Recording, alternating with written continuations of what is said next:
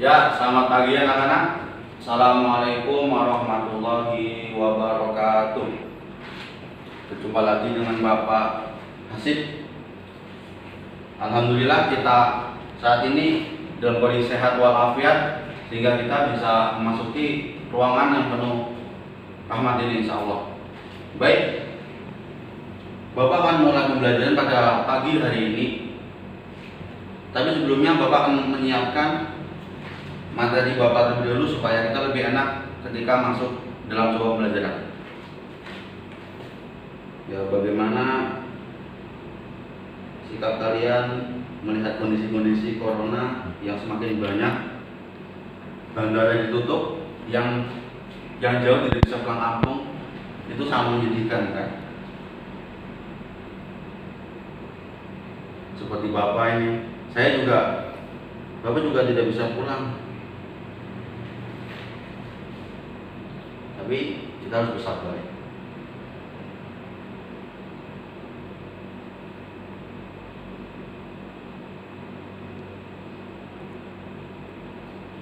Ya, sebelum pembelajaran pada pagi hari ini kita mulai, marilah kita sama-sama berdoa menurut keyakinan dan agama masing-masing. Berdoa mulai.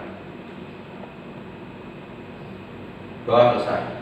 Alhamdulillah kita dipertemukan lagi di pagi hari ini yang suasana embun pagi masih terasa sangat sejuk, mata masih segar, semangat masih berkobar-kobar. Nah, sebelum Bapak mulai pembelajaran pada hari ini Bapak akan mengabsen terlebih dahulu.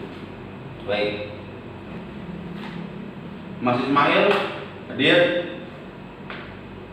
Fadila Rai, Dewi Ulif hadir. Alhamdulillah ternyata kondisi COVID-19 yang semakin meluas ini tidak membuat semangat kalian menurun. Baik, pada pagi hari ini kita memasuki bab 2, yaitu tentang tujuan konstitusi. Ya, konstitusi itu bisa kita artikan sebagai peraturan-peraturan yang telah tercantum di dalam Undang-Undang Dasar 1945. Baik, materi yang pertama yaitu terwujudnya stabilitas politik dalam masyarakat. Terwujudnya stabilitas politik dalam masyarakat. Stabilitas itu sebuah kedamaian, politik sebuah kekuasaan. Jadi dalam kita menyikapi sebuah materi ini, bila bisa kita ambil kesimpulan bahwa kedamaian dan sebuah perjuangan dalam mempertahankan kekuasaan. Sebagai contoh pemilihan pemilu, di situ dalam pemilihan pemilu kita harus memiliki sebuah peraturan tata tertib dalam melaksanakannya agar tercapai sebuah kenyamanan, kedamaian. Jadi itu juga akan ada sebuah perjuangan mempertahankan kekuasaannya. Akhir-akhir ini kita menerima berita bahwa ada sebuah oknum-oknum yang tidak bertanggung jawab yang melakukan sebuah tindakan yang merugikan orang lain dengan melakukan kecurangan. Ada yang berpendapat, ada yang mengatakan juga bahwa hal itu terjadi dikarenakan persaingan yang tidak baik dilakukan dalam perpolitikan. Ada yang mengatakan bahwa pencoblosan dilakukan sebelum pencoblosan. Artinya kertas itu sudah dicoblos sebelum terjadinya pencoblosan, dicoblos oleh orang yang memilih. Nah, ada yang mengatakan seperti itu. Namun sisi lain itu hanya permainan, itu hanya omong kosong, itu yang fitnah dari kubu musuhnya. Nah, dari situ bila kita mengambil sebuah pelajaran, negara Indonesia adalah negara yang damai.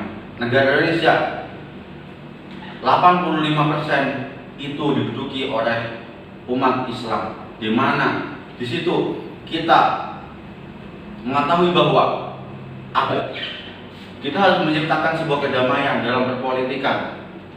dalam istilah politik itu tidak ada pertemanan yang abadi dan tidak ada permusuhan yang abadi. Jadi saling membutuhkan.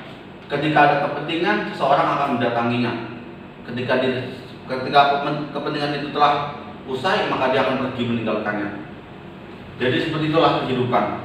Kita sebagai generasi muda, bersainglah dalam kebaikan, bersainglah dengan aturan-aturan yang sudah ditetapkan.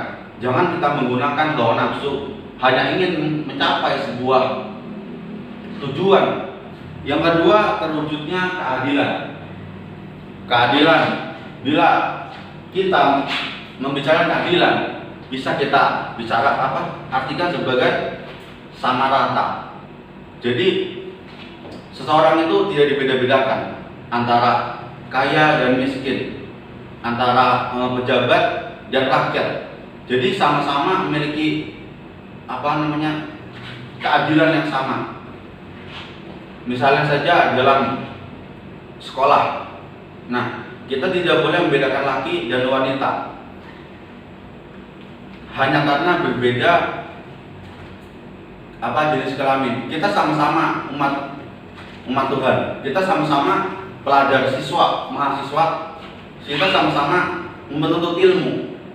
Jadi seorang guru itu tidak boleh membeda-bedakan antara laki dan perempuan. Semua sama. Tidak boleh ada yang diunggulkan dan tidak boleh ada yang direndahkan. Semua harus sama rata. Nah, dalam bila kita melihat dalam sebuah naik kelas itu banyak sekali terjadi kesalahan-kesalahan yang dilakukan oleh guru.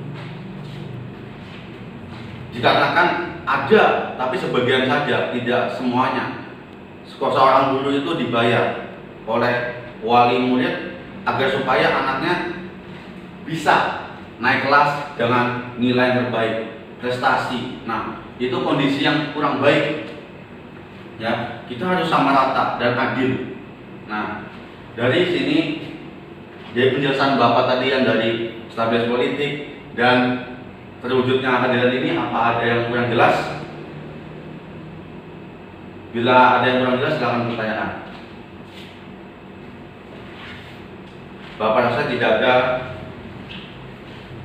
Bapak rasa sudah sangat jelas. Ya, kita lanjut ke selanjutnya.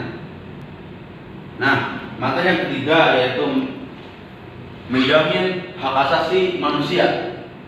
Hak asasi di sini, hak asasi manusia itu dialah hak yang dimiliki seseorang.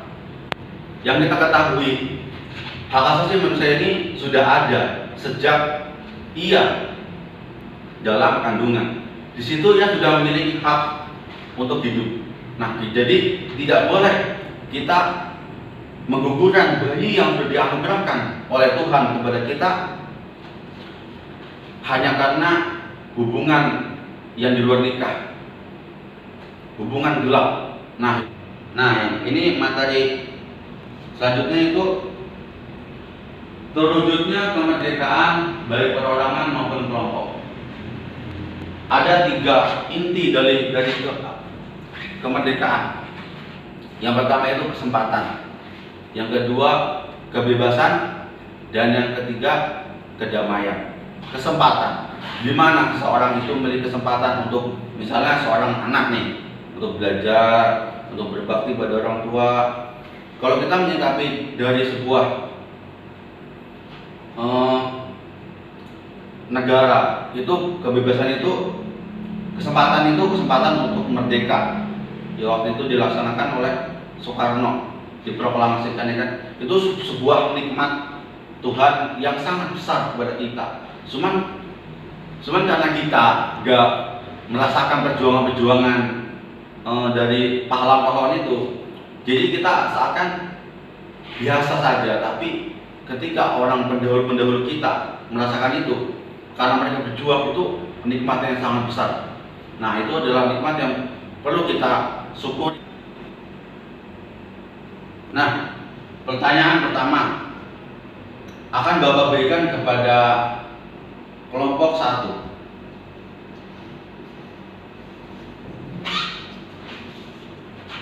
Fungsi konstitusi adalah sebagai berikut kecuali. Ayo, bekerja sama kelompok yang mana di antara A, B, dan C yang benar? Silakan dijawab. A jawabannya. Ya, kita coba apakah jawabannya memang benar A. Mari. Ya, B. B ini sudah menunjukkan 30% bahwa Anda bisa memiliki jawaban yang benar.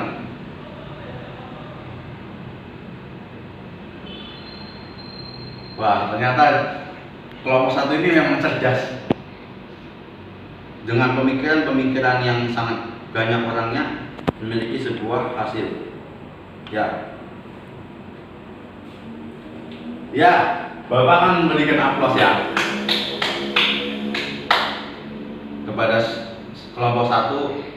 Anda telah benar menjawab pertanyaan ini. Lanjut. Pertanyaan kedua.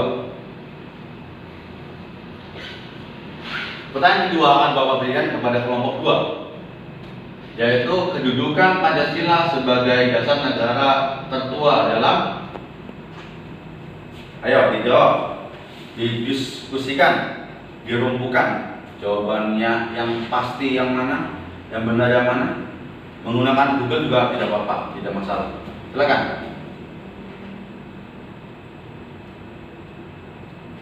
Udah? Baik, kita akan coba jawabannya.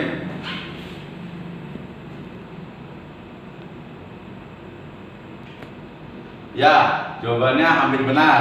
Yang A ternyata salah. Ya, jawaban Anda B, benar sekali. Jawaban Anda sama dengan jawaban kelompok 1, dan Anda mendapatkan aplaus dari Bapak. Selanjutnya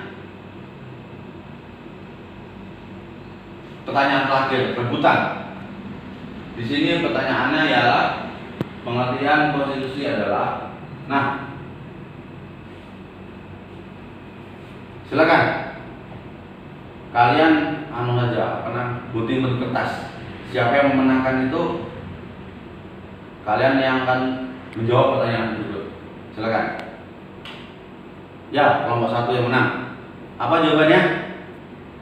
A. Oh, kita lihat. Salah. Mungkin kelompok 2 bisa menjawab pertanyaan ini. Apa? C. Ya, benar sekali. Jawabannya adalah C. Dan Bapak beri aplaus. Dalam pertanyaan ini yang memenangkan ialah kelompok 2. Nah,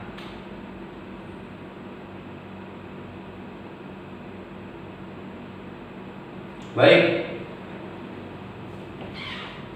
Materi sudah Bapak sampaikan. Lantas pertanyaan-pertanyaan sudah anak-anak jawab dengan sangat baik. Tetap semangat menghadapi situasi, kondisi yang seperti ini. Hadapilah dengan sabar, tawakal, ikhtiar, tawakal. Nah, karena di sini umat Islam semua, kita belum menyadari bahwa sebuah ujian itu akan diberikan kepada manusia, karena manusia itu telah menyaksikan sebuah apa yang sudah dianutnya. Baik, pembelajaran pada pagi hari ini Bapak cukupkan sekian. Terima kasih atas waktu yang sudah Bapak berikan. Untuk menutup acara ini, mari kita berdoa. Menutup pembelajaran pada siang pagi hari ini, berdoa dimulai. Doa selesai. Ya, kurang lebihnya mohon maaf. Wassalamualaikum warahmatullahi wabarakatuh.